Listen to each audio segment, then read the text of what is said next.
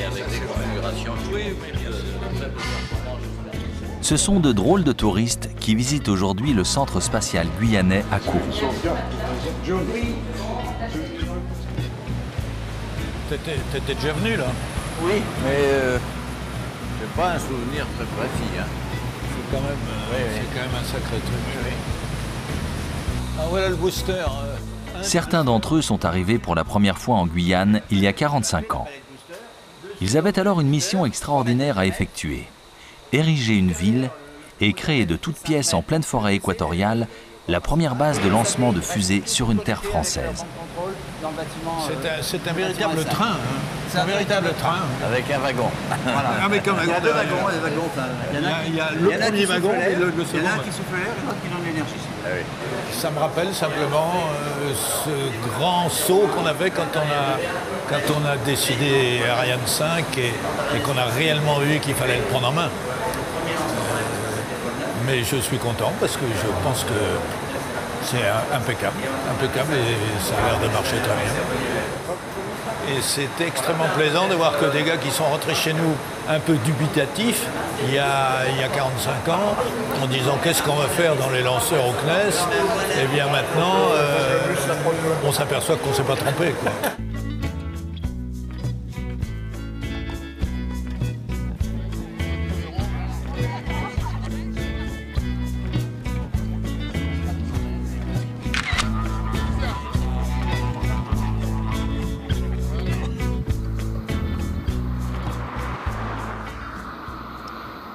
Et pourtant, le chemin n'a pas été facile.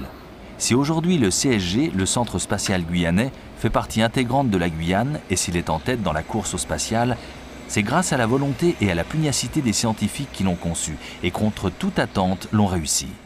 Une histoire qui débute loin de Kourou, dans la tourmente de la Seconde Guerre mondiale. L'histoire des fusées contemporaines débute en 1942. Les scientifiques nazis mettent au point les premières fusées modernes, les V1 et les V2. À la fin de la Seconde Guerre mondiale, les vainqueurs se disputent les techniciens et les éléments de fusée sauvés des bombardements. C'est à partir de cette époque que naissent les projets spatiaux des grandes puissances victorieuses. Dans la course au spatial, les Russes marquent le premier point. Ils mettent en orbite le satellite Sputnik 1 en 1957. 4 ans plus tard, la France crée le Centre national d'études spatiales. Elle dispose à Amaguir en Algérie d'un champ de tir d'où elle lance des fusées-sondes et où elle teste ses missiles balistiques. En 1962, la France démarre le programme dit des pierres précieuses, saphir, agate, rubis, émeraude et enfin Diamant A, qui met sur orbite le 26 novembre 1965 le petit satellite baptisé Astérix. En 1960-61, le champ de tir d'Amaguir a été entièrement transformé. Avant, c'était une pauvre chose qui était très vaste, mais où les moyens étaient assez modestes. Mais la décision par le général de Gaulle de faire une force de frappe, qui devait être essayée, avec des tirs considérables, a amené le ministère de la Défense à développer considérablement le champ de tir 3000 km, qui permettait de tirer très loin, comme son nom l'indiquait, et aussi de mettre des objets en orbite. Et donc, ceci s'est développé, mais en 1962, l'Algérie est devenue indépendante. Et si les accords d'Évian obligent l'Algérie indépendante à conserver les installations françaises pendant encore 5 ans, pour certains, la situation est insupportable. La raison pour laquelle j'étais contre rester à Amaguir, j'estimais que le champ de tir devait être sur un territoire français. Pour moi, c'était l'essentiel. Et j'ai fini par convaincre Aubinière, et Aubinière a décidé de faire une enquête. Et cette enquête a été confiée à Chiquet. C'est à ce moment-là que j'ai fait une étude papier avec un collaborateur qui était officier du génie sur les sites autour de l'équateur possibles. Pourquoi autour de l'équateur? Parce que, n'étant pas riches, nous voulions bénéficier au maximum des 400 mètres secondes de la rotation de la Terre qu'on trouve à l'équateur et qu'on trouve évidemment de moins en moins au fur et à mesure qu'on se rapproche des pôles. Et donc j'ai fait une étude de papier, si j'ose dire, sur une quinzaine de sites au voisinage de l'équateur. J'ai appliqué chacun un certain nombre de coefficients en fonction des accès, en fonction de la météo, en fonction de la stabilité politique, en fonction de la sécurité, etc. Pierre Chiquet, qui était chargé de ça, nous avait tenus au courant, évidemment, de tous les sites qu'il visitait et qu'il étudiait, d'ailleurs, que ce soit aux Antilles, dans le Languedoc et puis ailleurs. Et sur le papier, c'est la Guyane qui est apparue être le meilleur site pour ce faire. Donc nous avons parcouru la côte et il nous est apparu que le seul site possible était Kourou. En revenant, et il se trouve qu'à Cayenne, l'avion d'Air France était en panne, ce qui fait que nous sommes restés coincés à Cayenne, enfin 24 heures, pas très longtemps, mais au lieu de visiter Cayenne, on a décidé de faire le projet dans la chambre d'hôtel, et le projet a été fait en 24 heures dans la chambre d'hôtel. Et quand nous sommes revenus, c'est ce projet qui, après approbation du président du CNES, du directeur général du CNES, a été présenté à Georges Pompidou. En mars 64, le général de Gaulle est venu en Guyane. Je me rappelle très bien, le 23 mars, devant la préfecture, le général, mêlé d'ailleurs à la foule dans l'ensemble des Guyanais, il a annoncé ce jour-là. C'est-à-dire, nous allons réaliser, vous en Guyane, et la France avec vous, une grande œuvre française. Une grande œuvre française en Guyane. Et une grande œuvre dont on s'aperçoive dans toute la région du monde où se trouve le département. Il faut qu'on le voie et qu'on le sache partout. Nous avons commencé et nous continuerons.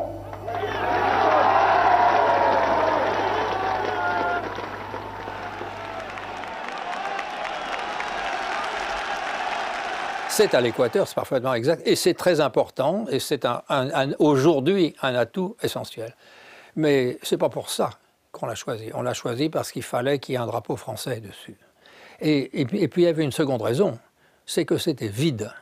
Il y avait 40 000 habitants en Guyane, pour un territoire qui était 1/5 de la France. Et donc, étant vide, on était tranquille. Un trait de plume du ministère de la Justice nous a transféré 120 000 hectares. Ce bout de France, situé à 8000 km de la métropole, a pris soudain des allures d'Eldorado spatial. Longtemps considérée comme une terre maudite, mal située et inhospitalière, la Guyane était pour le reste du monde une terre mangeuse d'hommes, sans avenir. Et ce sont les scientifiques du CNES qui vont en révéler les qualités. Naturellement, après ça, on a trouvé 3 grandes raisons qui sont extrêmement vraies. La première, c'est que c'est près de l'équateur. La deuxième, c'est que l'angle de tir est de 120 degrés. Donc toutes les orbites sont possibles. Et puis la troisième, c'est que c'est au sud de la zone intertropicale de convergence. C'est-à-dire qu'il n'y a jamais aucun ouragan. À notre première mission, j'étais avec Pierre Chiquet en octobre 65. Par conséquent, nous avons visité toutes les administrations de Cayenne, etc., pour leur expliquer ce qu'on allait faire, leur demander leur aide, et puis les inciter un peu à nous aider avec une certaine vigueur. Voilà, et c'est ce qui s'est passé petit à petit. Et toute la Guyane a progressivement embrayé sur le programme, avec des difficultés au début, avec des problèmes qui n'étaient pas simples. Il a fallu, dans certaines zones, évacuer des populations, donc exproprier un certain nombre de gens. Et ça, c'est toujours une opération un peu douloureuse. Donc c'est ce côté-là qui a un peu créé, au début, une difficulté pour l'acceptation par la population de ce nouveau projet. D'autant plus que, ça je dois le dire, l'opération d'expropriation ne s'est pas faite dans des conditions vraiment satisfaisantes. Elle a été faite légalement dans de très bonnes conditions, dans des conditions normales, mais humainement dans des conditions qui n'étaient pas tout à fait ce qu'elles auraient dû être.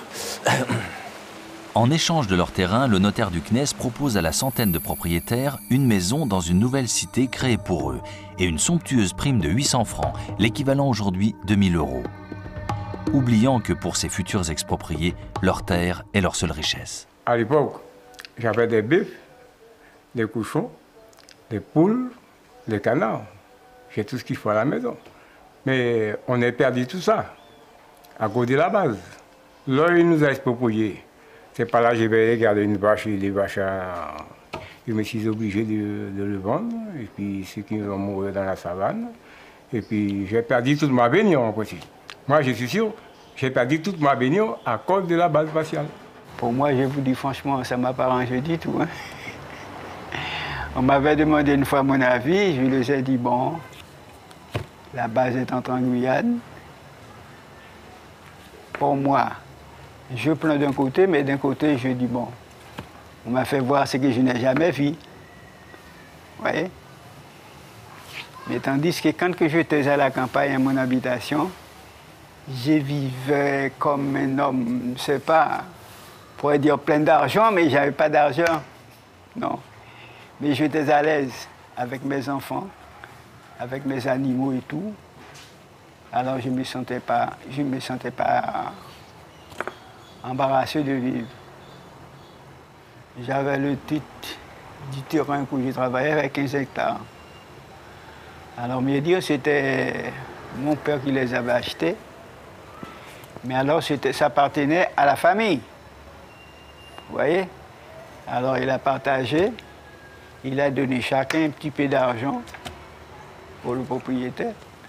Et puis moi, ce qu'il m'a donné, et comme que je lui ai dit, je dis, c'est moi et ma femme qui a travaillé depuis notre début sur le terrain, et que tu me donnes 800 francs. Quel rapport que tu penses que je pourrais en avoir avec ça à présent pour pouvoir continuer à élever mes enfants?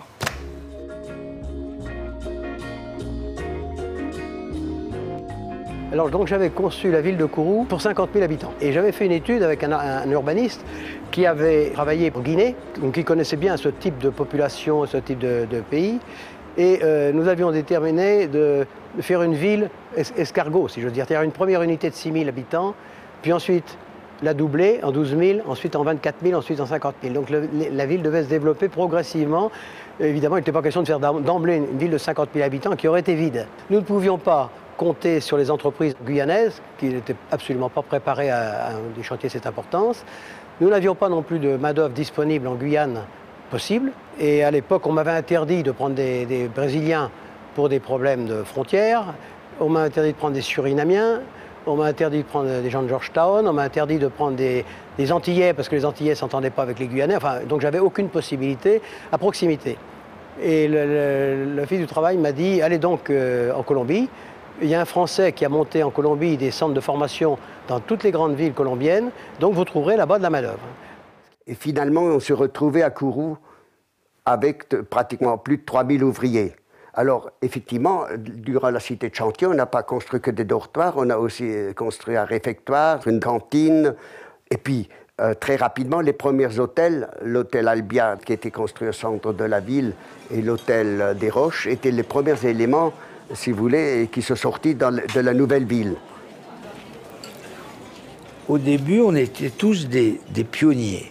Pour les approvisionnements, c'était très très difficile. Il faut prendre les bacs, on allait faire le marché à Cayenne. Parfois, le bac était en retard, donc il fallait coucher entre les deux rives. Enfin bon, et donc le problème d'approvisionnement était redoutable.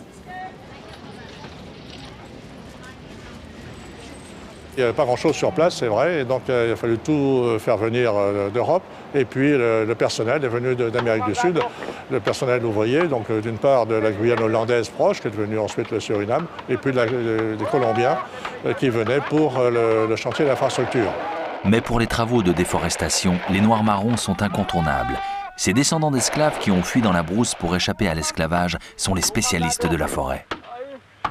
Nous sommes venus ici au début de la construction de la base. Mes oncles et mes parents sont venus travailler ici parce que c'est ici qu'il y avait du travail à l'époque. Donc ils sont venus, se sont installés, puis par la suite, nous aussi, nous sommes venus. Donc depuis, on est là.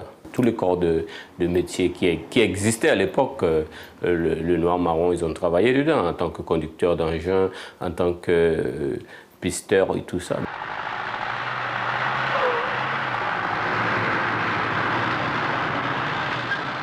Par contre, l'encadrement et les techniciens, les monteurs de charpente métallique, de tuyauterie, d'équipements électriques venaient de France, venaient d'Europe à ce moment-là. La première difficulté que rencontrent les hommes, c'est la brousse, dense, marécageuse, infestée d'insectes et d'animaux sauvages. Seuls les scrappeurs et les bulldozers en viennent à bout. Jour après jour, les ouvriers et les machines gagnent du terrain.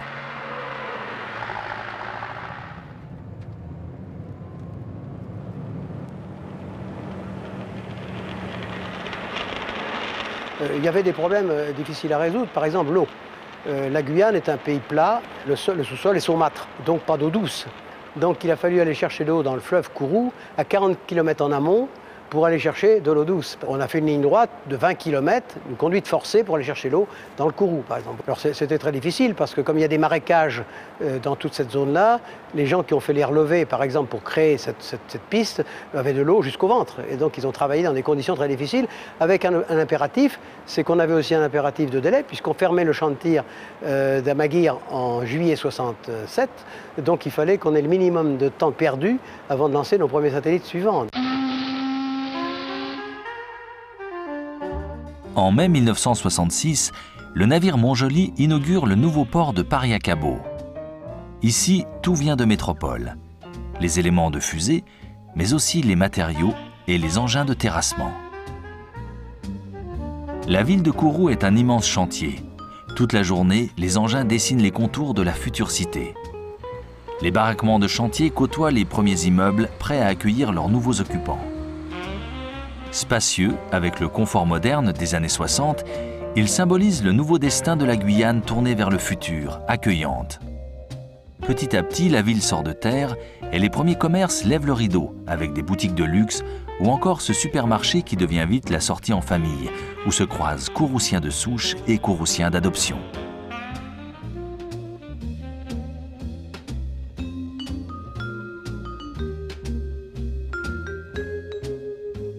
Du côté du centre spatial, les infrastructures se mettent en place. Les pas de tir Diamant et le site des fusées sondes sont pratiquement terminés. Sur le pas de tir, on se prépare au premier lancement d'une fusée, une Véronique. 5, 4, 3, 2, 1, feu.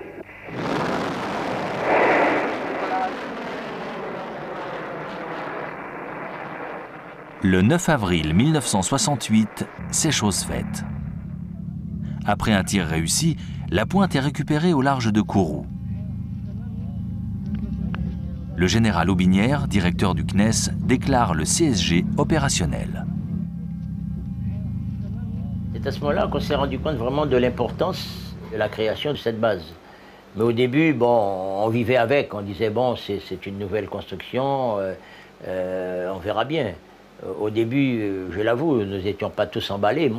La réalité est arrivée, si je peux dire, elle a vraiment pris corps lorsqu'on a fait le premier lancement Diamant, qui a été une réussite. Et là, je crois que les gens se sont rendus compte de la raison d'être d'une base pareille, parce qu'on suivait les Américains qui lançaient, les Russes de temps en temps. Et alors, certains d'entre nous, nous sommes dit, eh tiens, on sera un bon concurrent, et la Guyane aura beaucoup plus de lancements que les Américains. Bon, c'était une idée vague, mais en fait, c'était ça. Et c'est à partir de ce moment-là que les choses ont pris corps. On peut dire que le lancement de Diamant a clos réellement, je dirais, la phase totale des pionniers. À partir de ce moment-là, l'administration était en place et à partir de ce moment-là, le CSG était effectivement sur ses rails. Le 10 mars 1970, la première fusée Diamant B s'envole de Kourou, avec à son bord le satellite allemand Vika, suivi quelques mois plus tard d'un second tir. En 66-67, il y avait un lanceur qui s'appelait Europa 1, qui était incapable d'aller ailleurs qu'en orbite basse et dont les essais étaient faits depuis Woomera et qui n'avait encore jamais eu de réussite, il faut bien dire. Alors, en 66, il est décidé que si on fait un lanceur, il faut qu'il soit capable de mettre quelque chose en orbite géostationnaire. Et donc, on imagine à partir d'Europa 1, ce qu'on appelle Europa 2, et ce nouveau lanceur ne peut plus être tiré de Woomera. Donc, il faut trouver un champ de tir équatorial. Et évidemment, le CSG, qui était décidé depuis 2 ans, qui avait toute l'infrastructure de base, il ne nécessitait juste que de construire le pas de tir supplémentaire qu'il faudrait pour préparer Europa 2.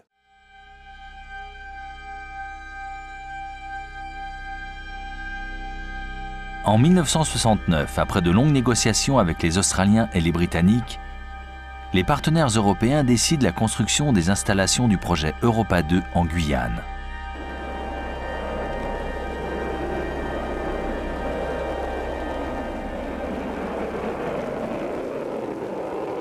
Tout le monde attendait Europa 2 à Kourou parce que ça avait mis beaucoup de temps avant qu'il y ait une activité un peu soutenue qui commence à se faire. Et le premier tir est un échec.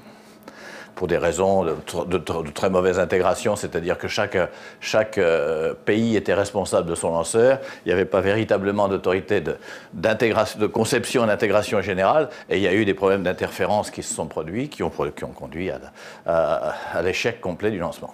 J'étais dans la salle de tir. Bon. Attendez, je crois qu'il a volé 2 minutes ou 3 minutes, et puis il a disparu sur les écrans. Enfin, vous dire qu'il régnait un silence de mort, parce que tous les gens qui avaient misé sur l'espace, ils étaient un peu décontractés. J'avais dit au directeur du centre spatial, bon, alors qu'est-ce qu'on fait? Est-ce qu'on annule le cocktail? Il m'a dit non mais monsieur Bellon, vous présentez, c'est sûr qu'on a eu un échec, mais de toute façon, on s'est crevé la paillasse pour le lancer, le travail, il a été fait. Donc évidemment, vous allez maintenir le cocktail.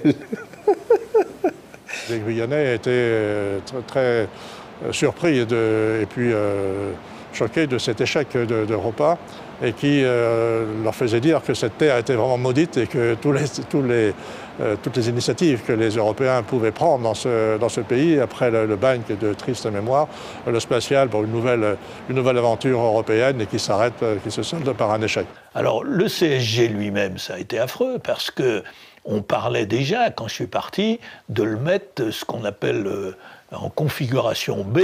Ça veut dire simplement dire aux gens, écoutez, on va mettre tous sous cocon et puis on va attendre des jours meilleurs. Alors pour motiver des directeurs de centre de CSG avec ça, et pour motiver même des équipes, il n'y avait pas mieux. Il n'y avait pas mieux pour les désespérer. La mise en configuration B, il fallait vraiment avoir du souffle pour rester au CSG. Si on nous avait dit, après le dernier tir, bon, ben, ça suffit comme ça, on aurait admis. Et on s'est accroché à ça, on a cru. Et puis, 1 an et demi après, alors qu'on pensait avoir atteint le point de non-retour, puisque le premier étage était ici, on nous a dit il faut stopper. Et à ce moment-là, ça nous a terriblement déçus parce qu'on se sentait près du but. Lorsqu'il y a eu l'échec, ils ont informé qu'il y aurait quand même quelques personnes de licenciées. Donc tout le monde le craignait. Bon, moi, je n'ai pas été touchée, heureusement, mais j'ai eu des collègues qui ont été licenciés, mais après 1 an ou 1 an et demi, ils ont été réembauchés. Donc, c'était bon.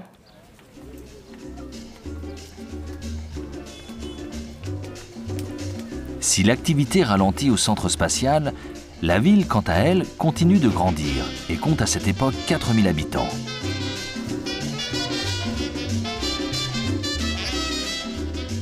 Chacun profite des bienfaits de la modernité et des infrastructures apportées par le centre spatial, en attendant une reprise d'activité.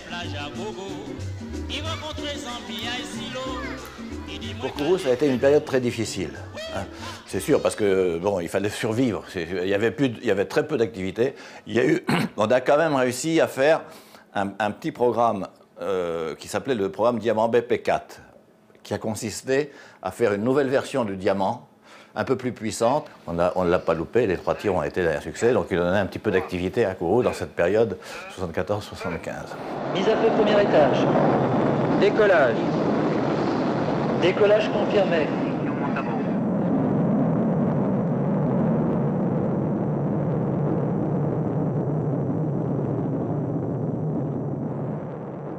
Monsieur Giscard d'Estaing, en 1974, a pris une décision qui est peut-être la plus importante de la décision politique de l'espace européen.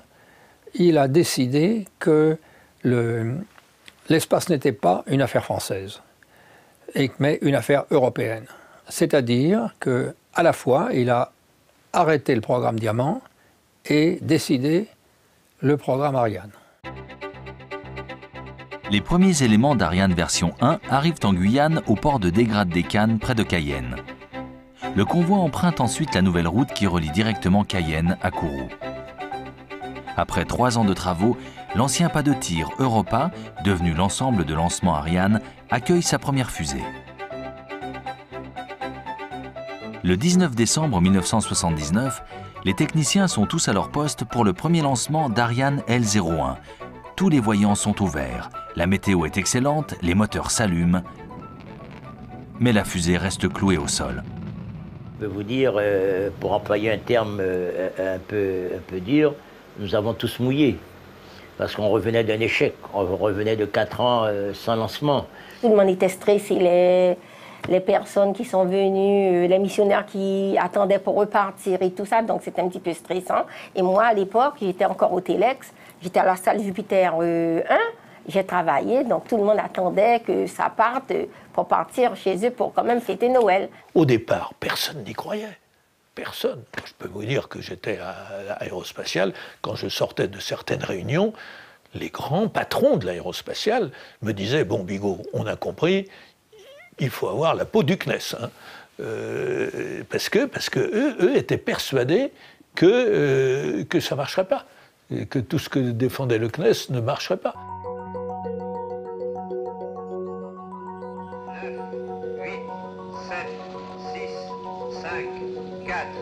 3, 2, 1, feu.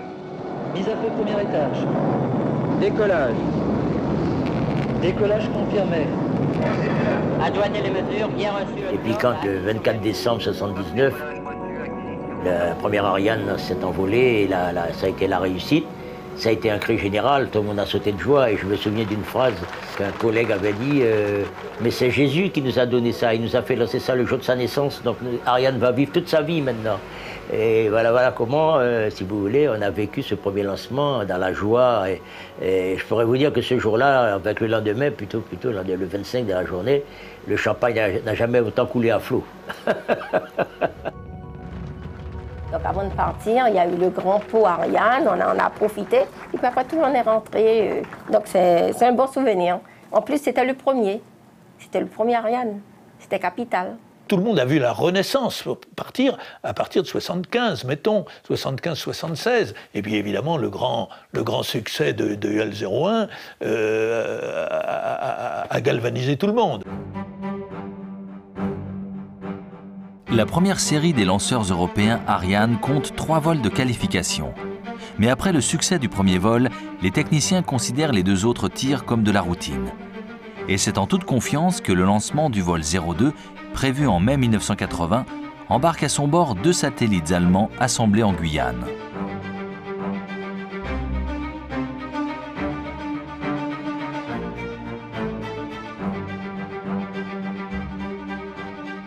Le 23 mai, la météo sur Kourou est mauvaise. Après des annulations et des reports de tir, la 5e tentative est la bonne.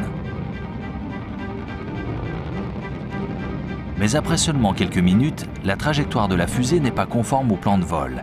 Et depuis le sol, l'équipe de sauvegarde détruit la fusée.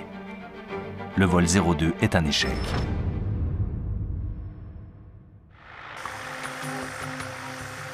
Malgré cela, le programme de qualification continue. Et cette fois, ce sont 3 satellites qui vont embarquer. Pour la première fois, la fusée accueille un satellite international indien, Apple. Le tout pour une valeur de 580 millions d'euros. Cette fois, l'échec est impossible.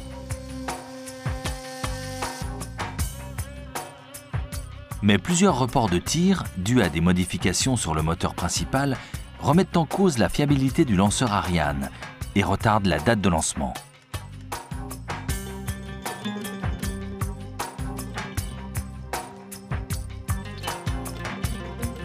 À 9h32, le 19 juin 1981, Ariane vol L03 décolle enfin de Kourou.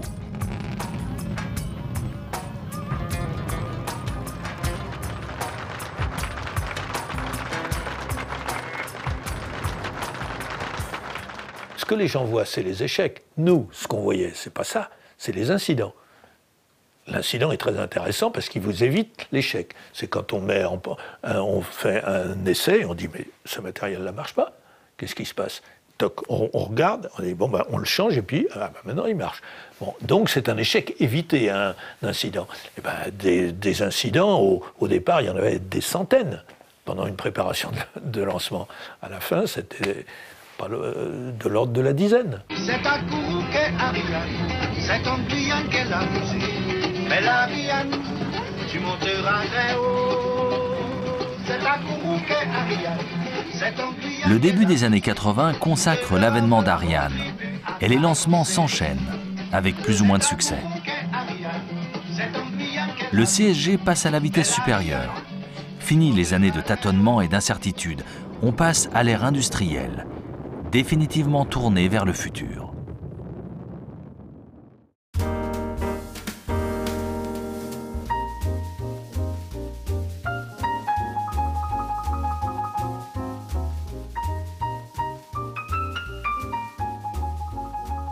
Ce sont maintenant 4500 personnes qui vivent en permanence à Kourou. Et les bâtiments nécessaires à la vie de la commune sont livrés petit à petit, comme la mairie, inaugurée en grande pompe. Le réseau routier, lui aussi, s'adapte aux exigences du spatial. Cayenne est désormais à seulement 1 heure de Kourou. Du village traditionnel, il ne reste plus grand-chose.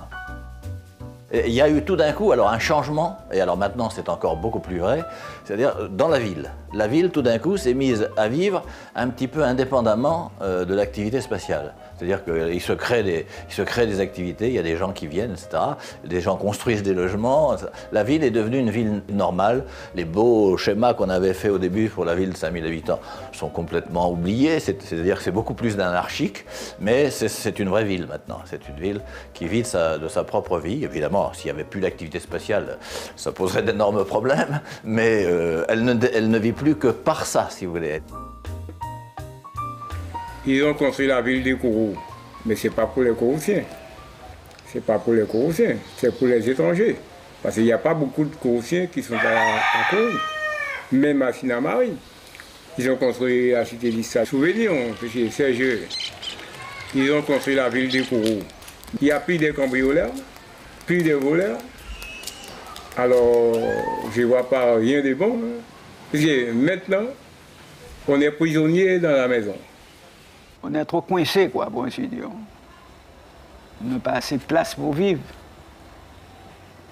Il y a trop de gens? Trop de gens. Et de plus en plus, il y a des gens qui viennent, il n'y a jamais assez de place. Regardez encore la quantité de maisons qui sont en train de construire. Jusqu'actuellement, on fait des maisons. Et il y a des gens qui cherchent toujours des maisons. Vous voyez?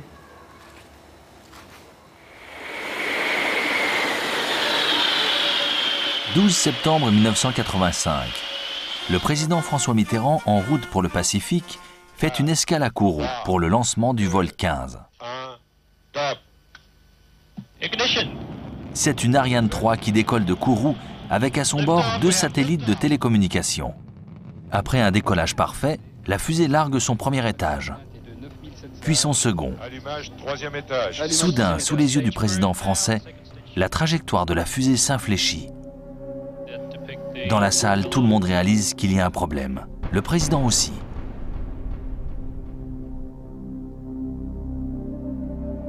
Il se lève et sort de la salle sans un mot.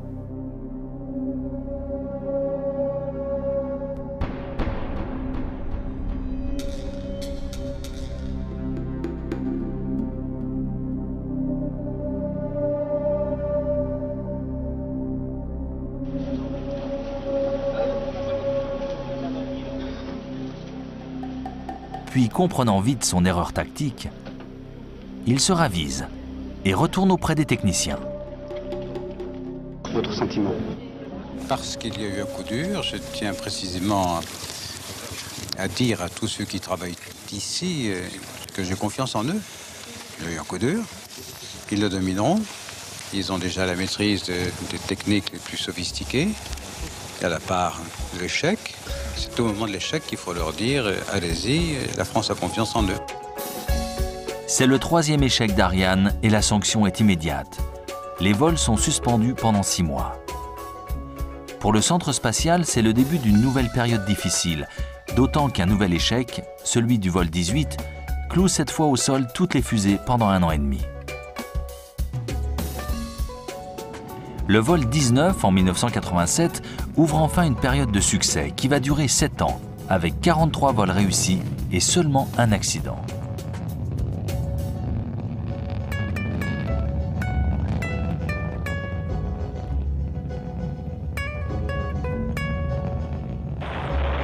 Extinction des propulseurs d'appoint à ergol liquide.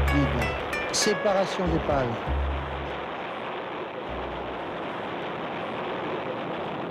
Tous les paramètres sont normaux.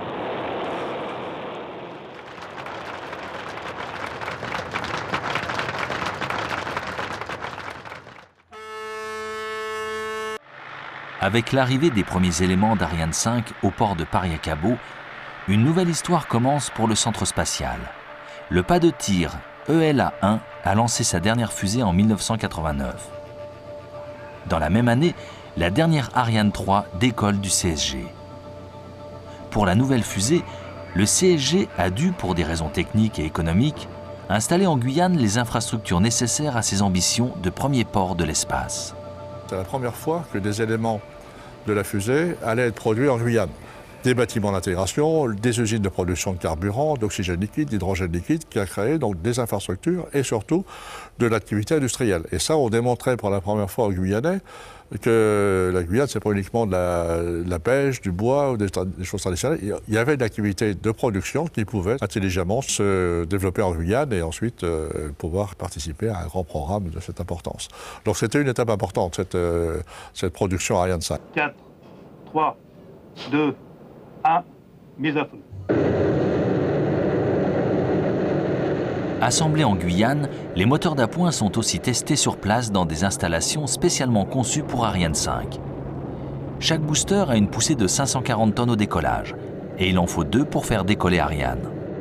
Ariane Espace a fait un travail colossal parce que pendant qu'on lançait Ariane 4 à une allure extraordinaire, eh ben on a réussi à prendre toutes les préparations de Ariane 5 et c'est nous qui avons lancé le 501.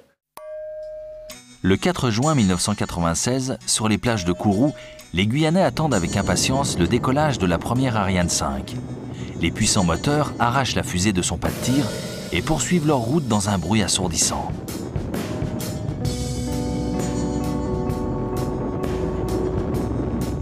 Soudain, 40 secondes après son décollage, le lanceur se désintègre, sous le regard atterré des observateurs.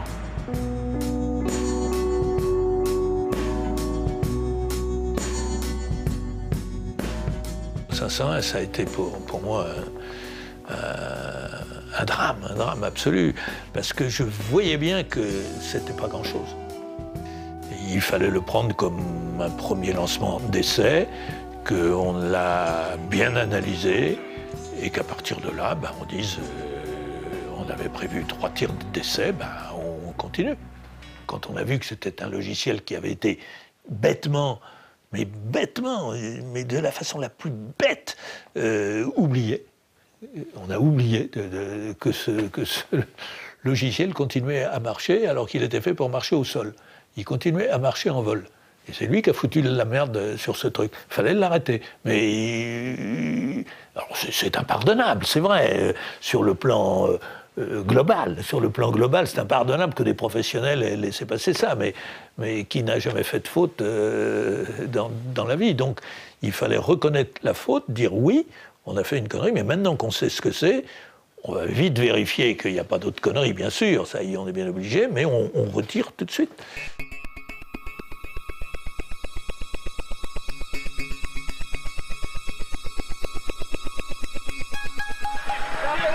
Vous allez tout droit, monsieur, la nuage toxique arrive, alors circulez! Si pour les techniciens c'est un incident, pour la population de Kourou et de Sinnamary, c'est une vraie panique.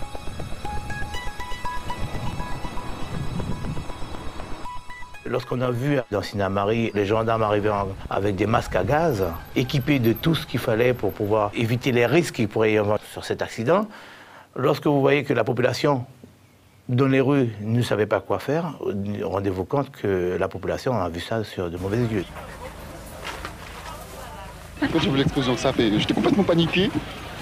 J'ai vite déposé les collègues là où ils voulaient et je suis parti direct à son école pour les récupérer et qu'on ait un endroit à l'abri. Je trouvais que chez moi c'était pas à l'abri parce que toutes les portes et les fenêtres sont persiennées. Je ne me trouvais pas à l'abri. Je suis parti direction Hôtel des Roches, c'est à la pointe là. Quand il y a eu le 501, il y a eu tout naturellement une réaction du patron du CNES qui m'a donné un coup de fil en disant « Mais dites donc, vous allez lancer votre Ariane 4 dans 2 semaines ou dans 3 semaines ?» J'ai dit « Bien sûr ».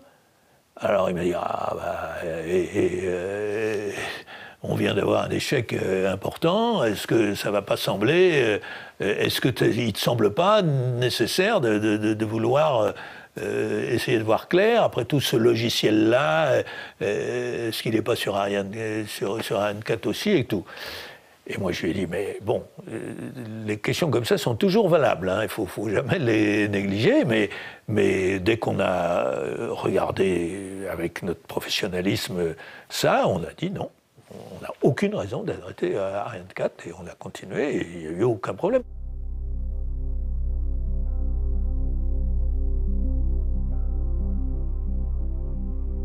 Le début des années 2000 est marqué par de nombreux changements au CSG. Au nord du site, sur la commune de Sinnamary, on construit un troisième pas de tir, destiné à la mythique fusée russe Soyouz.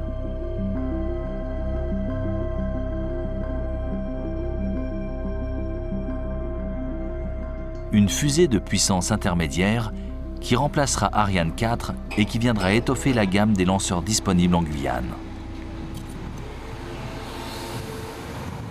Bon, c'est sûr que ça fait une activité supplémentaire sur le CSG. Il y a des Russes qui sont installés à Sinnamary, c'est extrêmement positif. Ça fait une coopération technique qui a un intérêt politique entre l'Europe et la Russie.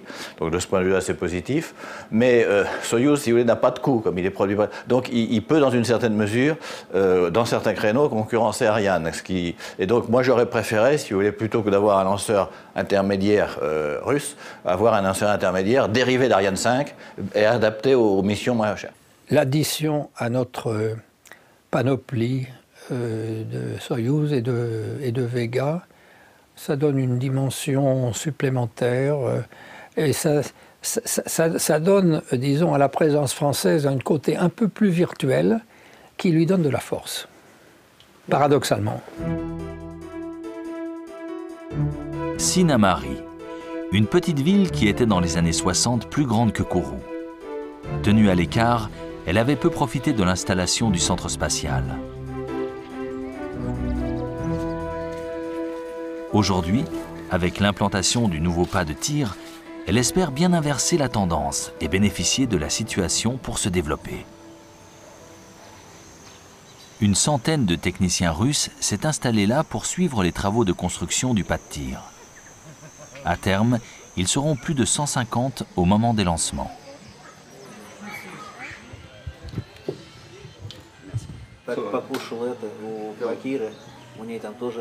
Leur arrivée est un apport économique et humain important pour cette petite commune de 3500 habitants qui vit exclusivement de l'agriculture et des quelques touristes qui passent.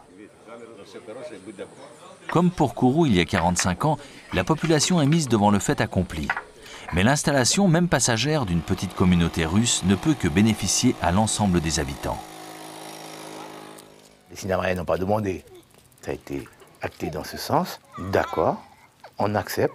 Maintenant, on souhaiterait que notre environnement soit aussi un peu plus embelli, si vous voulez. Donc, c'est là-dessus que je travaille. Il faut à tout prix que Sinnamary soit développé par rapport à l'arrivée de Soyouz. Mais tous les Guyanais n'ont pas les mêmes ambitions, les mêmes attentes. Si la jeune génération a grandi avec le centre spatial et s'en accommode, les anciens, eux, ont gardé leur façon de vivre. Monsieur Di Castori nous a donné une kit pour travailler. Enfin, c'était même pas encore prévu viser Soyouz à Malmanoui. C'était pas encore prévu. Alors, il dit nous pouvons travailler combien une dizaine d'années à changement. Alors j'ai continué à faire mon abattis à changement. Et à changement, on fait tout ce qu'il faut. On fait tout ce qu'il faut. J'avais tout ce qu'il faut, comme la culture. Mais maintenant, il n'y a rien. Je ne peux pas travailler. À cause de l'emplacement de Soyouz, à Malmanoui, à 15 km de Sinnamary. Pas plus que ça.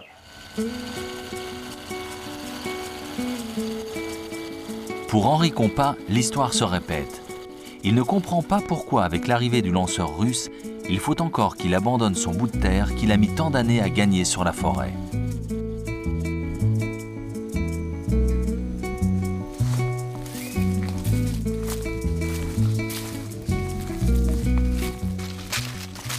C'est l'ancienne route. Avant, ils ont fait la déviation. Et maintenant, c'est là que je rentre dans mon abattis. Là. Je rentre là, il y a un petit jardin au fond là. Je commence à travailler ici depuis ancienne, là, au bout de la route là. Depuis en 59, tout ça c'est mon ancien abattis qui sont dans la forêt, tout ça. J'ai détruit tout ça, c'était planté. Jusqu'à maintenant, j'ai une petite source là. Et tout ça, je me suis obligé d'abandonner. Tout ça, c'est des ananas que j'ai plantés. Et je me suis abandonné tout ça, c'est un qui est manguier. On est toujours emmerdé avec les gendarmes. Alors on ne peut pas faire gros travaux. Je suis toujours prisonnier avec les gendarmes, voilà. C'est tout petit jardin que j'ai là pour le moment. Et à chaque fois que je me suis prisonnier avec les gendarmes, alors je me suis obligé d'abandonner. Oui, voilà, c'est le dernier travail que j'ai entendu faire et ça ne va pas durer longtemps. À cause du lancement de Soyouz bientôt. Dans l'histoire de la Guyane, les hommes ont souvent été oubliés. Et cette fois encore, les enjeux du spatial les dépassent.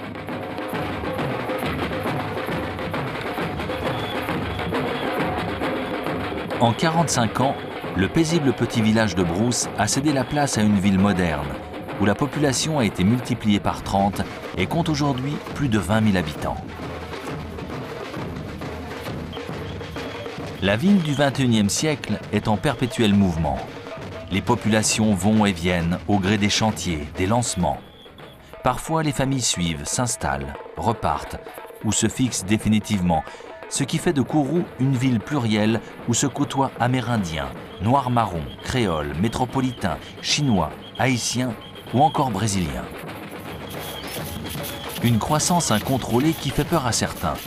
Mais la grande majorité des gens se préoccupent plutôt de l'emploi, de l'insécurité ou encore de l'arrivée massive de ces populations attirées par la formidable croissance guyanaise, la qualité de vie et les avantages du régime social français. Par contre, plus personne ne s'interroge sur l'avenir du centre spatial guyanais, ni ne s'inquiète d'un quelconque échec de lancement. Aujourd'hui, le CSG emploie 1600 personnes et génère 7500 emplois indirects, ce qui en fait le premier employeur et le moteur principal de l'économie guyanaise. L'argent injecté directement dans le département est de plusieurs dizaines de millions d'euros par an, sous forme de salaires, d'achats et d'impôts. C'est également un partenaire privilégié de l'éducation qui favorise le développement d'une université en Guyane. On le retrouve également comme acteur social, culturel, touristique et même s'il s'en défend, comme acteur politique. Finalement, Kourou s'est parfaitement intégré dans la Guyane. Kourou est parfaitement adapté sur le plan de son site. La location géographique est parfaite. Les moyens qui sont en place sont pas du tout excessifs, mais suffisants pour assurer le suivi des danseurs, garantir la sauvegarde, etc. Et les différents pas de tir qui sont mis en place maintenant. Il y a tout ce qu'il faut comme place, si vous voulez, pour mettre de nouveaux pas de tir au fur et à mesure des besoins.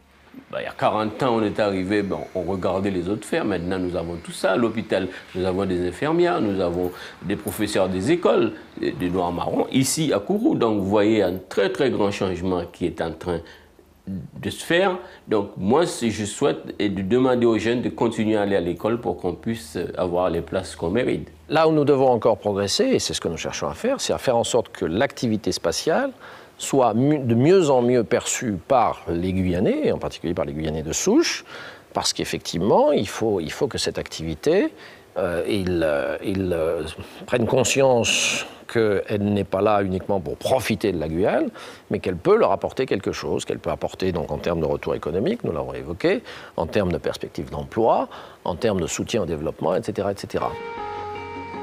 Aidé par le formidable essor du commerce spatial, Kourou se prépare à l'avenir. Mais coincé entre le fleuve et le CSG, la saturation est proche. Dans le vieux village, ce sont aujourd'hui les nouveaux immigrants que l'on chasse pour libérer de l'espace. On le rase, effaçant définitivement le passé de Kourou et un mode de vie traditionnel. Un demi-siècle après les premiers coups de pioche, la ville est toujours en chantier. On construit de nouveaux logements collectifs modernes, on remplace les vieilles villas des ingénieurs. Les premiers quartiers sont rénovés, les anciens ghettos sont éliminés. Une sorte de mouvement perpétuel qui s'auto-entretient. Du projet écrit par Pierre Chiquet en 1964, il ne reste plus grand-chose. La ville qu'il voulait ouverte sur la mer, aérée, spacieuse, une sorte de Brasilia à la guyanaise, est aujourd'hui une suite de petits quartiers où chacun s'isole derrière des grilles et des barrières, où les communautés culturelles, raciales ou techniques ne se mélangent pas. Si économiquement Kourou est sur le bon chemin, humainement, il en reste encore beaucoup à parcourir.